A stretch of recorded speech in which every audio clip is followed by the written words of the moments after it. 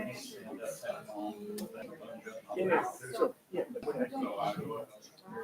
down. Lay down along the hallway. At least 30 seconds. Other ones, and make sure a lot of that come out. Ladies and gentlemen, welcome to the workshop. Please join us in invocation and Lord, we thank you for allowing us to come here and work on the college of business, Lord. We pray, Lord, that you give us wisdom and the knowledge to do the right things. All these students and faculty in the actual college, Lord, we thank you for the student dinner we had this afternoon, Lord. We thank you for blessing us with it, Lord. We thank you for this day. We thank you for the beautiful weather out there. It's in your name we pray. Amen. Please join me in the pledge. I pledge allegiance to the flag of the United States of America and to the republic for which it stands, one nation, under God, indivisible, with liberty and justice for all. Join me in honor of the Texas flag. Honor the Texas flag. I pledge allegiance to the Texas, one state, under God, one indivisible.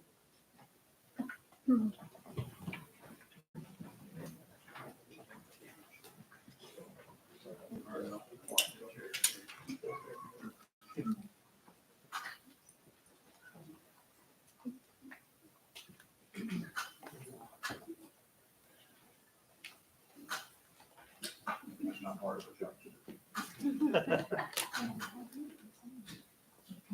Remind you, the meeting is being played.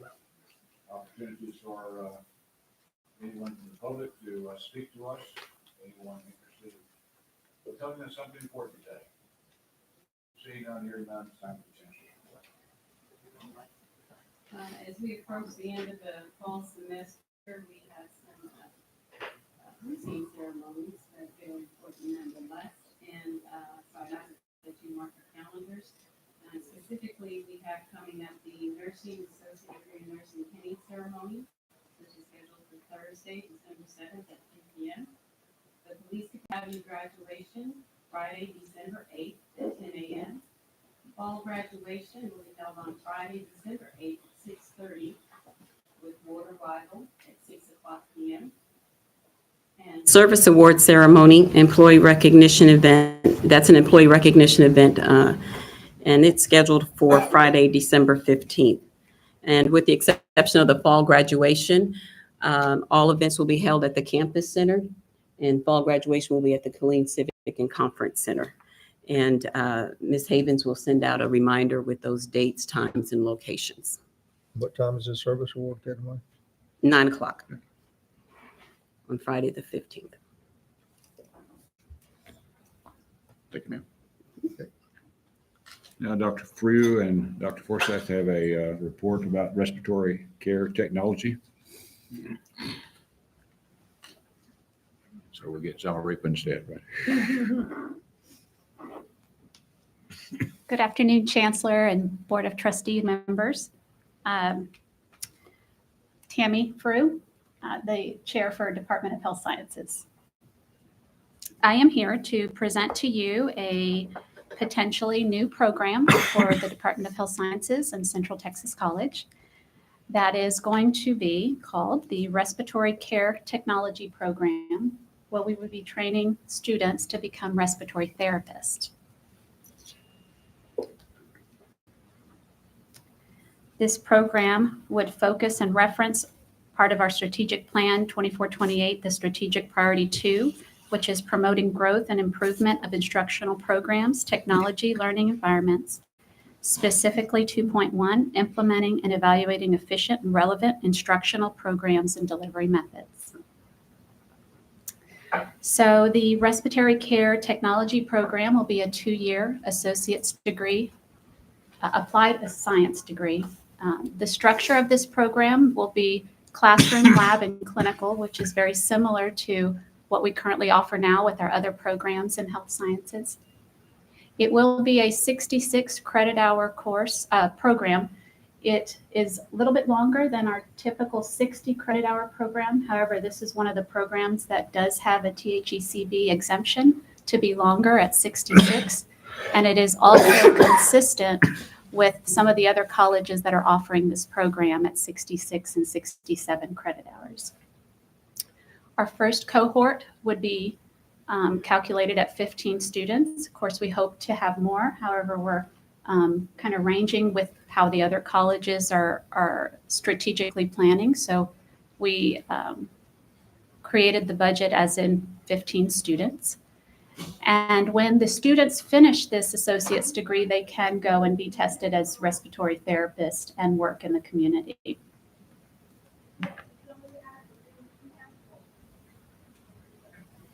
The respiratory therapists here in Texas, from the Texas workforce, the respiratory therapists have a 33.8% growth.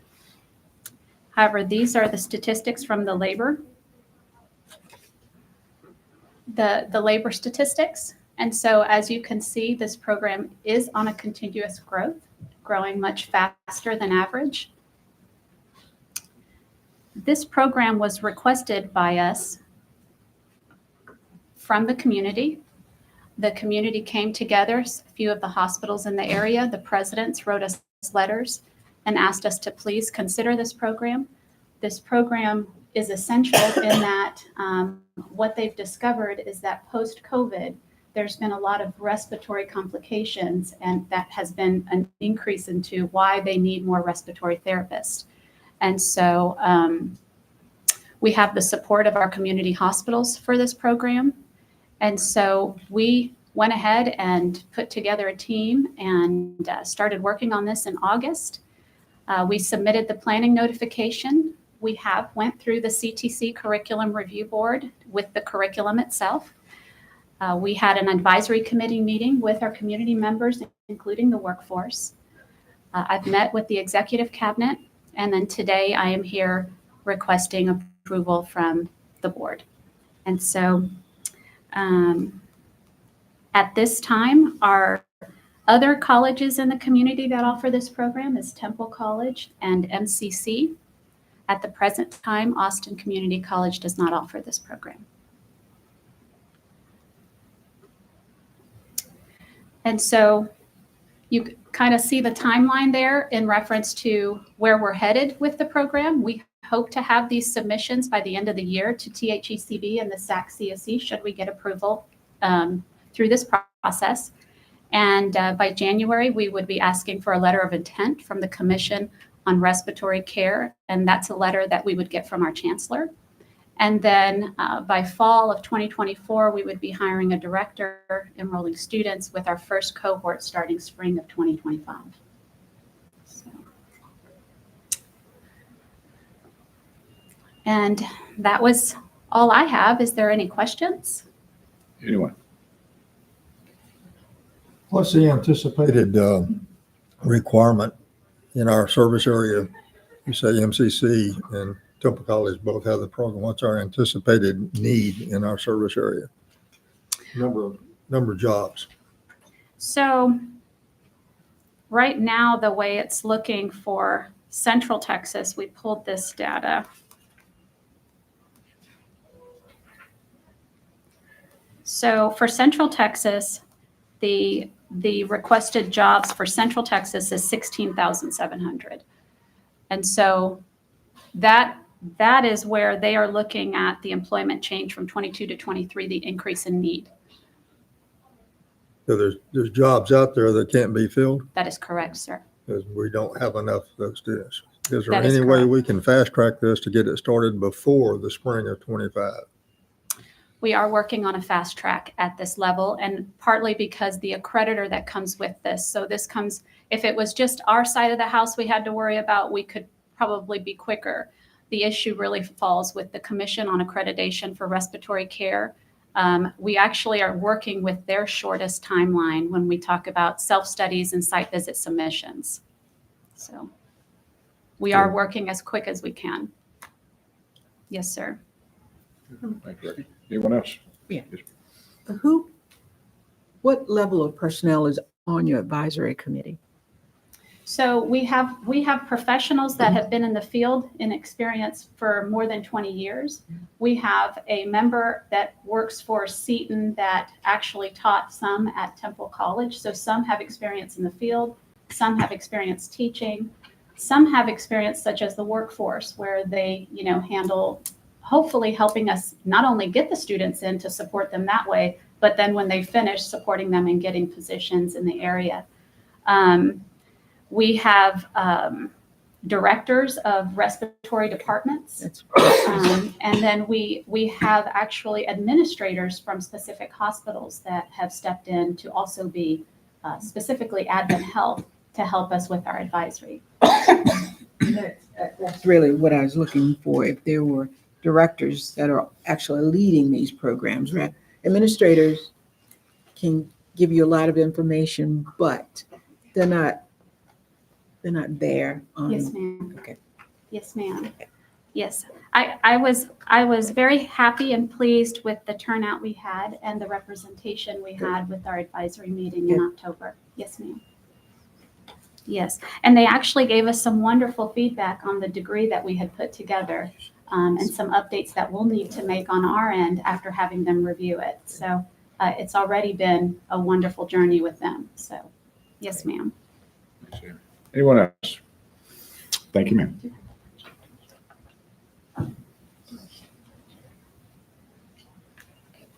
Okay, thank you. Thank you. Ms. Mason? Yes. Foundation update. Good afternoon, Chancellor Carter, Chairman Towers, and Board of Trustees. I'm extremely excited to share with you the updates from the foundation.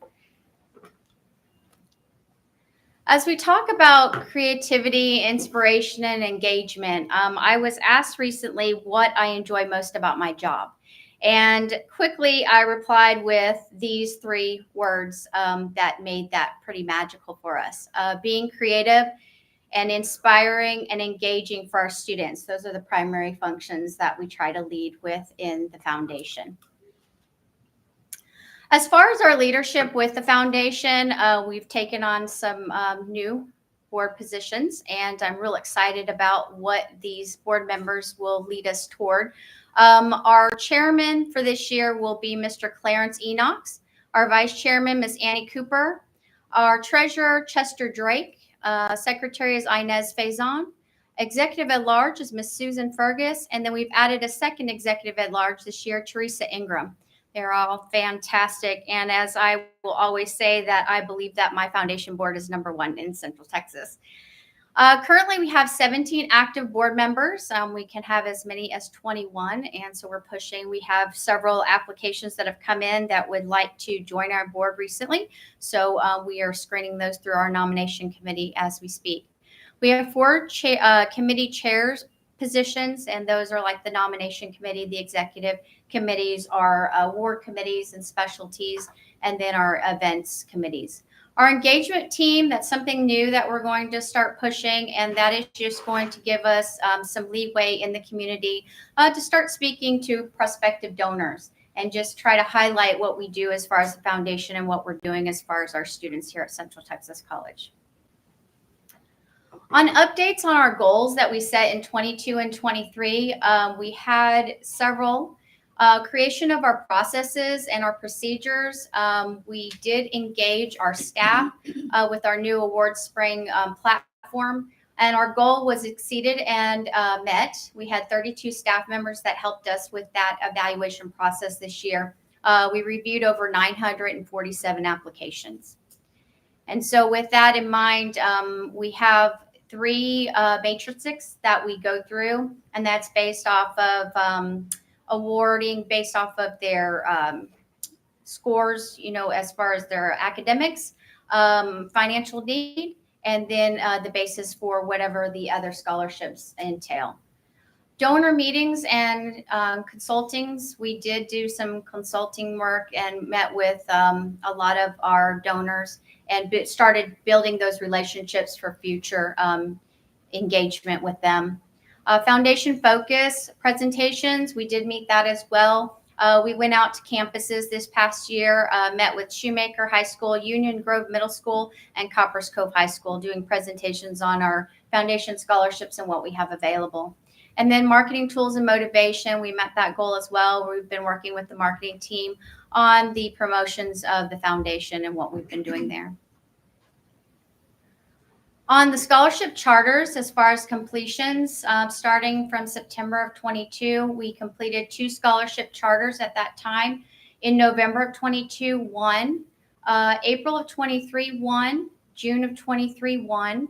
July of 23, 2. And in August, 4. So we're picking up the momentum there as far as people knowing about the foundation and what we're doing for our students. Foundation Fall and Spring Scholarships in 23-24, we had 198 endowments. We awarded, that was actually, the students received the money, $398,425, and 215 students were awarded. The difference between the endowments of 198 versus the 215 that were awarded, some of those endowments can be awarded multiple times. So it's like 3 or 4 of those students. Additional scholarship opportunities that we added this year, the summer scholarships. So we were able, based off of the money that we raised from the lighting of the bell tower last year, to do 67 scholarships at $300 per student. 64 of those 67 applicants received a scholarship. The other ones just didn't need the money at the time, or they decided they weren't going to take classes. Spring of 24, we are doing a $500 scholarship. That portal opened October 1st and closed October 31st, so it's a short window. And this is something new that we did, so it was kind of like a trial base just to see. But our response was really, really good. We were able to award 40 scholarships from our golf tournament money in April, and we had 225 applications. So, and the completion rate, which was real exciting, was at 85%. What we did differently on that is we took out the component of writing an essay and just listed them as questions that we asked them, and they completed it. So that made it a completed application, which we were struggling with up until that point. College for Kids 2024 is a new scholarship that we're introducing this year. That is for the December of 23. All of the funds that we're raising from the tree farm are going to go directly to those College for Kids scholarships. 38 students will be awarded from between KISD and CCISD, and their principals will be responsible for awarding those. Our fundraising efforts were very successful so far. Treasure Wars was our big one. That is our 4-year scholarship that we have a joint project with Texas A&M Central Texas. It's the Eagle Warrior Scholarship. So the $35,724.04 was a divided amount between the two institutions. Designer Purse Bingo, that was a huge success, and we had a really good time doing that event as well. We had approximately 140 attendees, and we raised $31,882.10. All that money is going to go toward our spring scholarship, so that'll just give us a little more money in the kitty for our students for next year. Bowling Extravaganza, that was also a new add to this year, and that is for the rural areas, for land passes as far as the dual credit scholarships. That was everything that they had done over there in land passes, and they did a fantastic job. But we were able to raise $5,533.27 from that event. And we're currently in lighting of the bell tower. So this is my big push for that. And I'm real excited about what we have to offer. And I'm going to share some of that with you in just a few minutes. But we're currently at $22,350, and I don't think we're done yet. So we're still pushing for that. And then golf tournament will take place in April 19th of 2024. Lighting of the bell tower. So this is just a fun community event that we are raising money for spring scholarships. But it is also a way to attract and get folks out to the campus just to see what it's all about, how beautiful it is, and all of the things that we have to offer here. And all of the displays were produced here on campus by our staff. So that is what makes it so incredible to me, that, you know, they put their hard-earned hearts and souls into each of these pieces, and that the community is able to benefit and you know, come on campus and enjoy this with us. And Ermi the Elf, we're working with marketing and the social media team there to start a storybook on Ermi. And Ermi has a doll this year named Jingles that has been lost on campus. And so the kids have to help Ermi find his doll to get back to the North Pole before the season ends. So that's kind of the storyline behind Ermi the elf. The ornament that you see there was also created by our print students. And so they did all of the ornaments, and they've cut all those out. They did a phenomenal job on those as well. So we're really proud of that. So the event this year will take place on December 7th, starting at 6 p.m. Our chancellor will light up the entire campus. And then we will have a tree farm that we've added to our event this year. Now, the tree farm is featuring 6-foot trees in the center, right outside of the library area and the fountain area. And they're all sponsored by area businesses. And so it's $100 for the sponsorship on the tree. Their logo will be included on the top along with the campus. And we have choirs coming from the elementary schools. We also have a dining experience that the culinary arts department will be participating in. We've got choirs from both CCISD and also our CTC choir, and our band will be there that evening. There are VIP tickets available. They're $65 per ticket, and that includes a VIP seating at the tower lighting, the tree farm ribbon cutting, which will include the chancellor, Dr. Fay from KISD, and Dr. Burns from CCISD, that will open up that farm for everybody to enjoy. We'll have Santa, and he's got some snow, and he has a sled this year that's been built for him to come and greet all of those children. And also I want to, I didn't put this in their proposal, but we also have the library. They're participating in this event. And we have a mailbox for Santa letters. So if you know anyone that would like to write to Santa, they can drop those off at the duck pond. And the library staff, they're the elves that come and assist Santa. And they will come and write back to the kids and make sure that Santa gets that letter so that he can get that back before Christmas. The displays that we currently still have available, of course, our event sponsor, that's set at $10,000. We have triple trees, $250. Our luminaries, $250. A toy soldier display, $500. Presents with bows, $500. A snowman for $500, and a Santa hat. Everything else has already been sold. It was sold probably approximately a month ago, so we're doing really well on that. This is just a couple of images to show you how fun, or all the fun that we are having in the foundation office.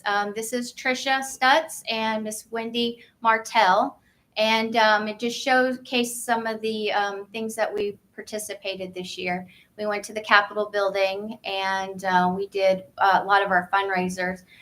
In one of the photos that features the chancellor, that is a vision project for Hucker Heights that we did the benches and the tables and all of that for their city building.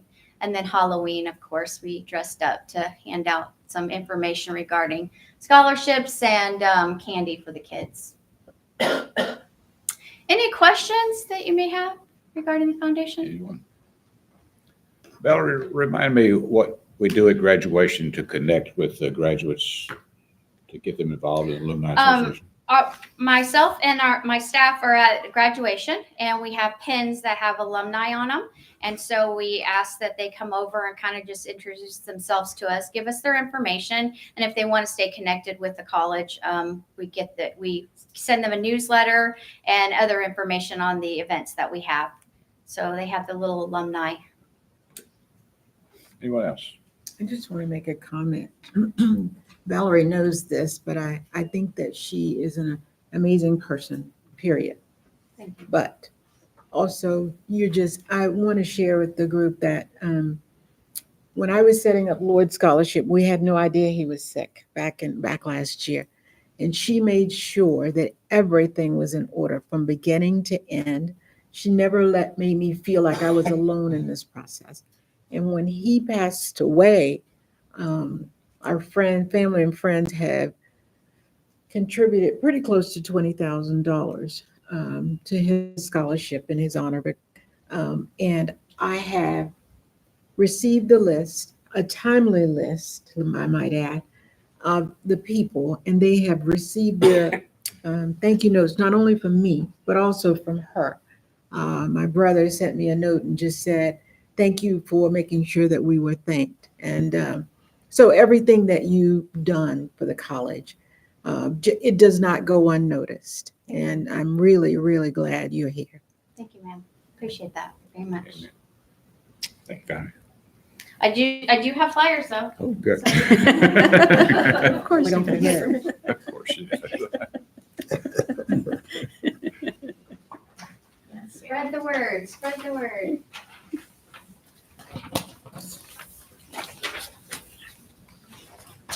Should have brought one of your elves along. Got so Do many you have of them. enough? I might not have enough. I could pass mine. Pass mine. Okay. Thank you very much. Here, I go. appreciate that. That's what's done. Now, Ms. Waddle, top that. I think she has a gift too. Good afternoon, everybody. My name is Bobby Waddle. I'm the instructor for the Graphics and Printing Department and under Industrial Technology here at CTC. CTC purchasing policy requires the CTC Board of Trustees action for 50,000 or more purchases. Before you today for your consideration is approval to purchase the EFI hybrid printer 16H Pro using 2023-2024 Carl Perkins funds in the amount of $155,075. Students learn and are hired quickly when they are able to be trained on state-of-the-art technology. The printing industry is changing many work models to incorporate new digital production machines that can meet these demands. These types of machines are the 16H hybrid printer.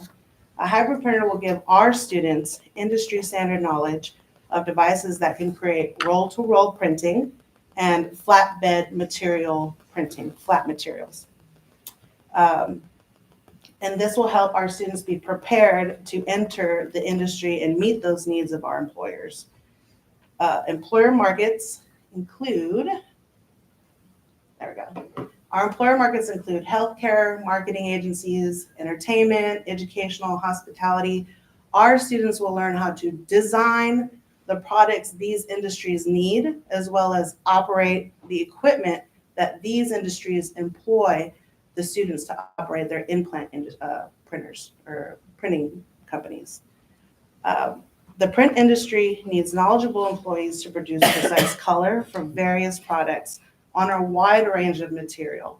A lot of people think when they hear printing that it's just a piece of paper, but printing is so much more than that. It's the best example is walking into HEB and looking above you at the signs hanging that say frozen food, bread, to the pack of cereal, the box of cereal, the toothpaste box, and even the labels that have the price of the product. Our students will be able to learn how to design products such as display boards, billboards, signs, signboard, packaging, traffic signage. TxDOT has recently purchased one of these types of machines. Our students will be able to get a livable wage operating this type of equipment. This equipment aligns with our strategic goal 3.2 to support efficient use of technology and applications for student success. Students will learn to produce all of these products and so much more. And all of these things are considered in the printing industry under signed manufacturing. The purchase will include the main printer unit, the ink, the training installation, the media tables to create the flatbed printing, 1-year warranty, technical support, software licenses that will be ours outright once it's purchased, and any freight or shipping. Again, Central Texas College requested this equipment from the Texas Higher Education Coordinating Board through the 23-24 Carl Perkins grant. And I also have nice gifts, or nice things to hand out. All right. Any questions? So this is an example of what the printer can do and how the students will learn to design for this type of printer. So you can see that this material is acrylic, and this printer is printing directly on the material. And it's not just as easy as hitting print and going. There's a lot that goes behind it that students have to learn how to accurately place certain things on the program to match up to the printer so it prints a perfect image. Questions? Questions? You know, Is your program the one that also produced the wraps for the police cars? Yes, yes. They were able to, our students did the police cars. We were able to help the foundation with their bell tower The STEM ornaments. van, the STEM, yeah, Yes, trailer. and we're trying to make sure our students are ready for all different types of materials. Okay. Because that is one thing that our students gave me feedback on is, I'm going out there and they want me to print on car wraps. Like, where do I start? So we want to make sure that CTC is able to send our students out there and they're the ones getting hired. Super.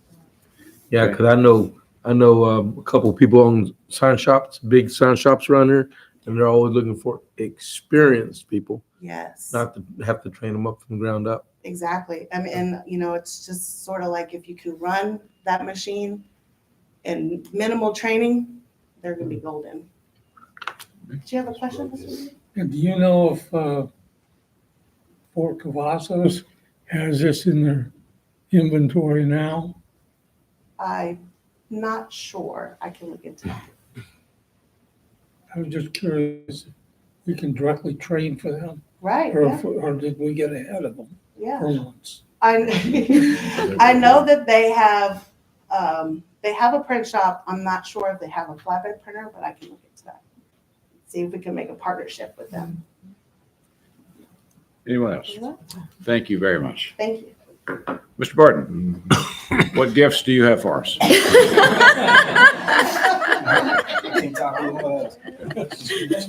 So the Public Funds Investment Act requires that y'all approve our investment policy annually, and there's been no changes since last year to this year. I've had our advisors confirm that, and so next week I'll present that for your approval. Thanks. Dr. Carter, you have some things about board documents. Yes, some exciting things. So as mentioned in the transmittal communication that Ms. Havens forwarded to you, we're currently, as you recall, we're currently in our accreditation reaffirmation process.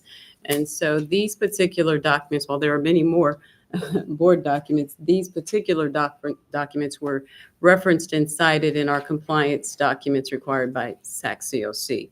And so we need to have these approved by December 1 to stay on track with the ultimately the uploading of these documents, but also we need to be able to review them and then have Dr. Garrett format them, well, her team format them in accordance with SAC-COC requirements. So the question did come up as to whether or not these were the only documents for this particular effort.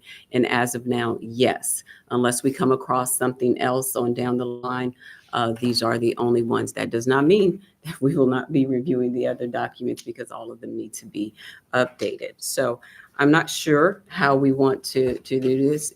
Are there any specific questions with the documents that were provided to you? Otherwise, what I can do is document by document, just kind of give you an overview of the changes that were made. Obviously, it's been some time. You will notice that it's been some time since some of these documents have been updated. And so some of them just a result of organizational structure and function changes over time, as far back as 10 years, but then that was our last reaffirmation. So I can do that, or if there are any specific questions about any. Rex? I have some specific, but before I get started, for information, we received 2 sets. We received a set from the secretary with the board agenda and then you sent out a second set. And the second set are not exactly the same words as the set that's in the agenda. So I've addressed my comments to the chancellor's email that you sent out. Okay. Can I say I something think really what you quick? were trying to do was prepare us for the updates. And there's a couple of things that we need to make sure we're consistent on. Okay. Okay. So to go to board document 104, Article 6, Section 6.09, the third line down says the word 3 days.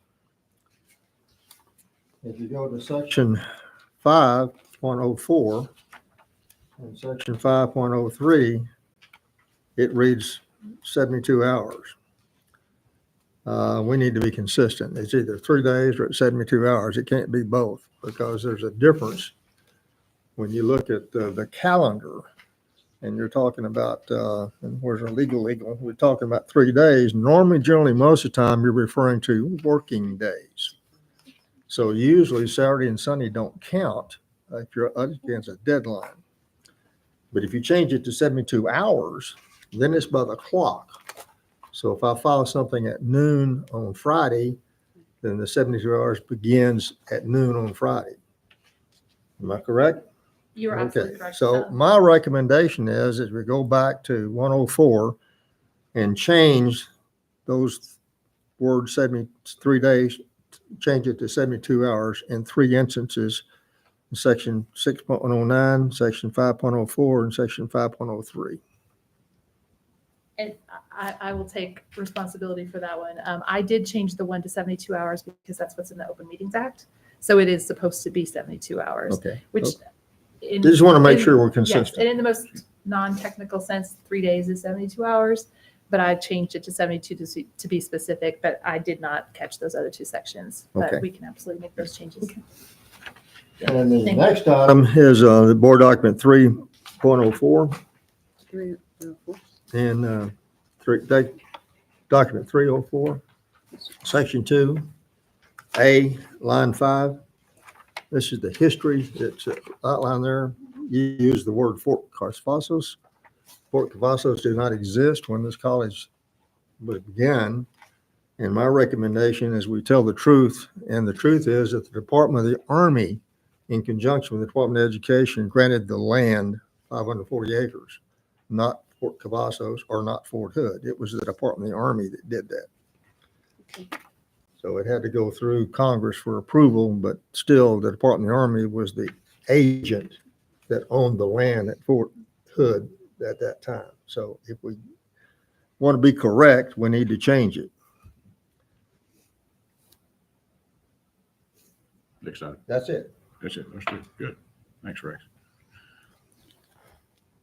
On the board meeting day, do we need to have a motion to make those changes in the document that we'll be voting on?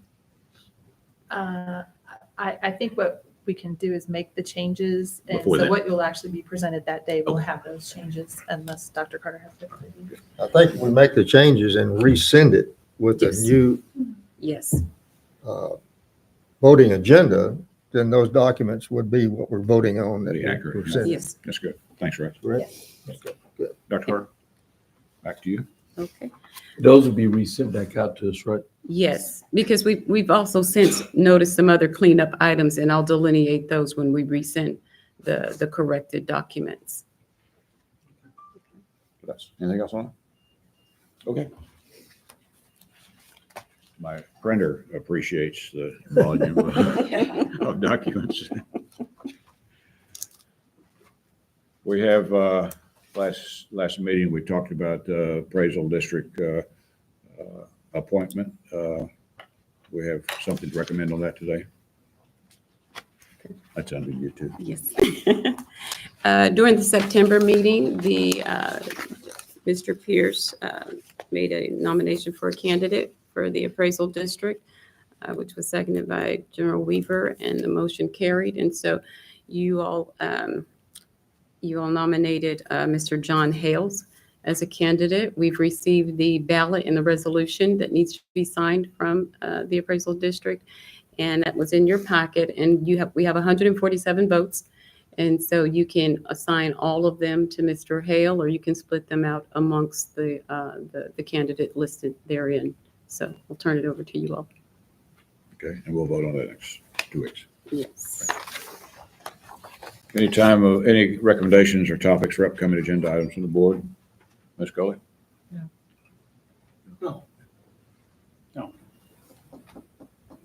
Yeah, I'd like to find out what status of our aviation twin engine 310 is. I keep getting rumors back and forth that it's not ready to fly, that it is ready to fly, that the fuel was bad. I don't know what the story is. I just like to get the straight answer. If we got the machine and it hadn't flown for 2 years, what's our liability if we don't make sure everything is 100% correct before we take off? Good. James? Negative, nothing. Nothing. Remind you that the board meeting will be 2 weeks from today. Will be on Tuesday, November 28th at 1 p.m. And then we'll have a single board meeting in December on the 14th at 1 p.m. Is there a motion to adjourn? So moved. Second? Nobody wants to second the motion? Second. All in favor, say aye. Aye. Wonder how much this is gonna change the